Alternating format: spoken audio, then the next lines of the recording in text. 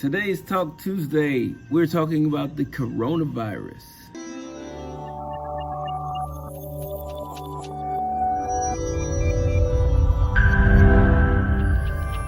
One side of this, we have our government agencies telling us don't worry about anything, don't do anything, stop buying masks, don't worry about buying food or stockpiling food, or getting ready for any type of quarantine because this is under control and it's being handled.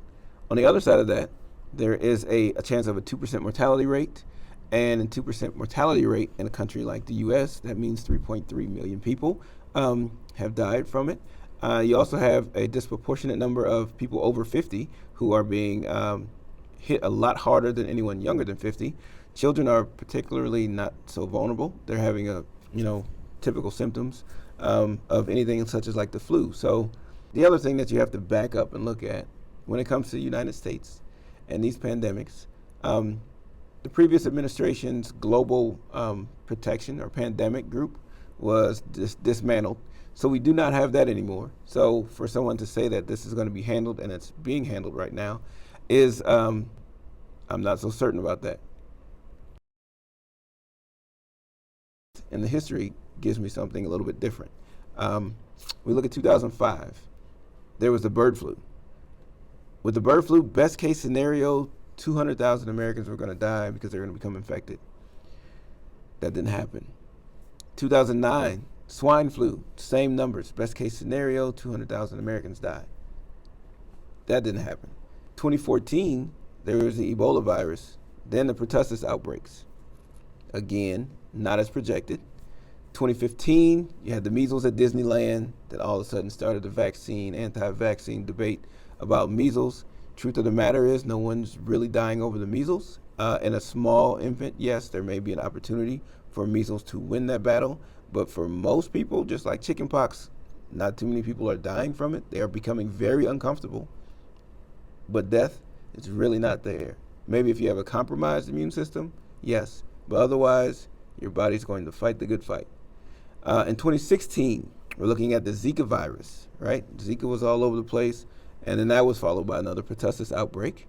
And then 2017 and 2018, we had influenza, which is why you can drive anywhere now and see, get a free flu shot, okay? 2019, we're back to the measles. That was another great debate, still going. And now in 2020, we're at the coronavirus. So you look at this and the history of how things are being played out, and you can see why people are on two spectrums of this. Of one saying, okay, this is just par for the course. This is how we run things every time. This time of the year, it's always some pandemic or always some big fear scare. The coronavirus in itself is a name for a type of virus, one that usually deals with a respiratory syndrome. If you remember SARS, that is a severe acute respiratory syndrome, or MERS, which is the Middle East respiratory syndrome. So you have the coronavirus, which is a respiratory syndrome. As far as we really know, a lot of people could already be infected. I've met so many people who have told me about this cough that they just can't get rid of. That is a respiratory syndrome. They say wait for a vaccine, but no one's really talking about other things that we can do. Quercetin supplements are vitamin C supplements that are they're antioxidants, of course, a water-soluble vitamin C.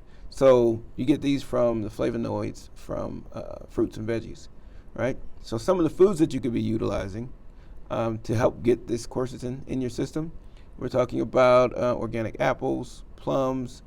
We're also looking at garlic, blackberries, blueberries, and something else that's beneficial is licorice.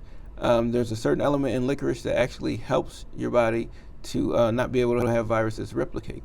So you have that, and you have vitamin D as another one that you could be utilizing to help your body boost the immune system. Or you can check out the drjware.us website, register for an account. I have it set up where there's a section where it says viruses, and you can go there, find out, look through the different things that I have available for you. All those different things that you can utilize to help boost your body's immune system. Not live in fear, because fear is one of those things that actually lowers your vibrational frequency. And in lowering your vibrational frequency, as a human being, you're making yourself more susceptible to disease and illness. Keep these things in mind as you're hearing this information. Filter through it. Have a filter and think about some of the things in the past that have come about, and how they've affected our population, how they've affected you, people you know,